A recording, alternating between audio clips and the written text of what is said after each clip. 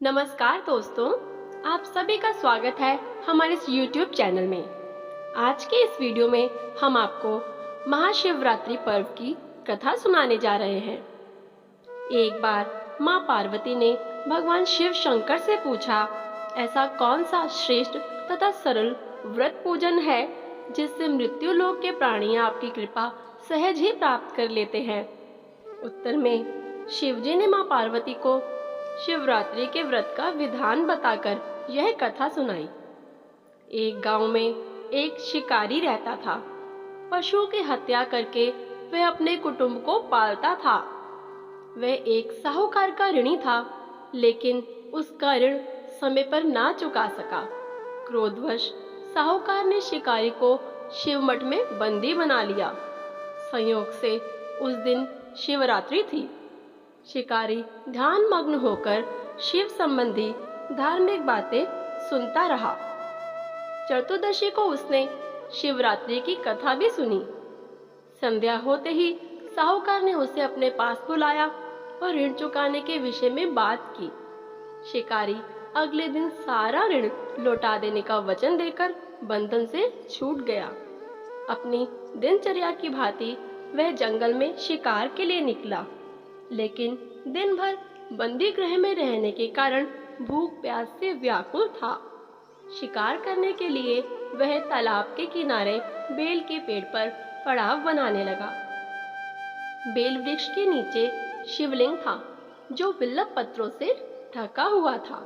शिकारी को उसका पता न चला। पड़ाव बनाते समय उसने जो टहनियां तोड़ी, वह संयोग से शिवलिंग पर जा गिरी। इस प्रकार दिन भर भूखे प्यासे शिकारी का व्रत भी हो गया और शिवलिंग पर बेलपत्र भी चढ़ गए। एक पहर रात्रि बीत जाने पर एक गर्भिणी मृगी तालाब पर पानी पीने पहुंची। शिकारी ने धनुष पर तीर चढ़ाकर ज्यों ही प्रत्यंचा खींची, मृगी बोली, मैं गर्भिणी हूँ, शीघ्र ही प्रसव करूंगी। तुम एक साथ दो जीवों की हत्या करोगे, जो ठीक नहीं है। मैं अपने बच्चे को जन्म देकर शीघ्र ही तुम्हारे सामने प्रस्तुत हो जाऊंगी, तब तुम मुझे मार लेना। शिकारी ने प्रत्यंचा ढीली कर दी और मृगी झाड़ियों में लुप्त हो गई। कुछ ही देर बाद एक और मृगी उधर से निकली। शिकारी की प्रसन्नता का ठिकाना न रहा। समीप आने पर उसने धनुष पर बाण चढ़ाया। तब उसे देख मृगी ने विनम्रता पूर्वक निवेदन किया, हे पारधी, मैं थोड़ी देर पहले ही ऋतु से निवृत्त हुई हूँ, कामातुर विरहिणी हूँ, अपने प्रिय की खोज में भटक रही हूँ। मैं अपने पति से मिलकर शीघ्र ही तुम्हारे पास आ जाऊंगी। शिकारी ने उसे भी जाने दिया। 2 बार शिकार को खोकर उसका माथा ठनका। वह चिंता में पड़ गया। रात्रि का आखिरी पहर बीत रहा था। तभी एक अन्य मृगी अपने बच्चों के साथ उधर से निकली। शिकारी के लिए यह स्वर्णिम अवसर था। उसने धनुष पर तीर चढ़ाने में देर ना लगाई। वह तीर छोड़ने ही वाला था कि मृगी बोली, हे पारधी, इन बच्चों को पिता के हवाले करके लौट आऊंगी। इस समय मुझे मत मार। शिकारी हंसा और बोला, सामने आए शिकार को छोड़ दूं? मैं ऐसा मूर्ख नहीं। इससे पहले ही मैं 2 बार अपना शिकार खो चुका हूँ। मेरे बच्चे भूख प्यास से तड़प रहे होंगे। उत्तर में मृगी ने फिर कहा, जैसे तुम्हें अपने बच्चों की ममता सता रही है, ठीक वैसे ही मुझे भी।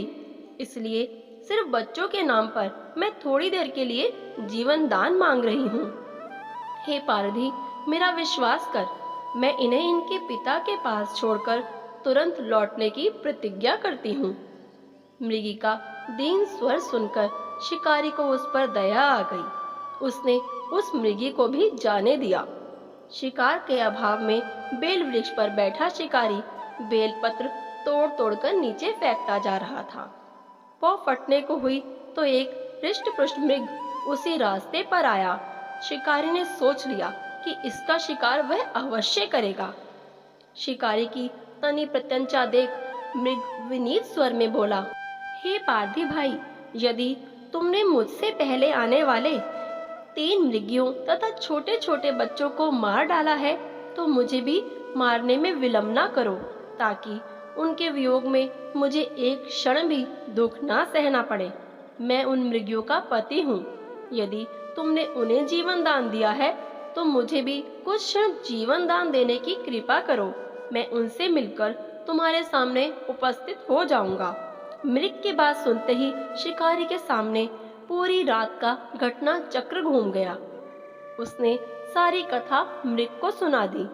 तब मृग ने कहा, मेरी तीनों पत्नियां जिस प्रकार प्रतिज्ञाबद्ध होकर गई हैं, मेरी मृत्यु से अपने धर्म का पालन नहीं कर पाएंगी। अतः जैसे तुमने उन्हें विश्वास पात्र मानकर छोड़ा है, वैसे ही मुझे भी जाने दो। मैं उन सबके साथ तुम्हारे सामने शीघ्र ही उपस्थित होता हूँ। उपवास, रात्रि जागरण तथा शिवलिंग पर बेलपत्र चढ़ाने से शिकारी का हिंसक हृदय निर्मल हो गया था। उसमें भगवत शक्ति का वास हो गया था। धनुष तथा बाण उसके हाथ से सहज ही छूट गई। भगवान शिव की अनुकंपा से उसका हिंसक हृदय कारुणिक भावों से भर गया। वह अपने अतीत के कर्मों को याद करके पश्चाताप की ज्वाला में जलने लगा। थोड़ी ही देर बाद मृग सपरिवार शिकारी के समक्ष उपस्थित हो गया ताकि वह उनका शिकार कर सके। किंतु जंगली पशुओं की ऐसी सत्यता, सात्विकता एवं सामूहिक प्रेम भावना देखकर शिकारी को बड़ी ग्लानि हुई। उसके नेत्रों से आंसुओं की झड़ी लग गई। उस मृग परिवार को ना मार कर शिकारी ने अपने कठोर हृदय को जीव हिंसा से हटा सदा के लिए कोमल एवं दयालु बना लिया। देवलोक से समस्त देव समाज भी इस घटना को देख रहा था। घटना की परिणति होते ही देवी देवताओं ने पुष्प वर्षा की। तब शिकारी तथा मृग परिवार मोक्ष को प्राप्त हुए। ओम नमः शिवाय। आप सभी को महाशिवरात्रि पर्व की हार्दिक शुभकामनाएं।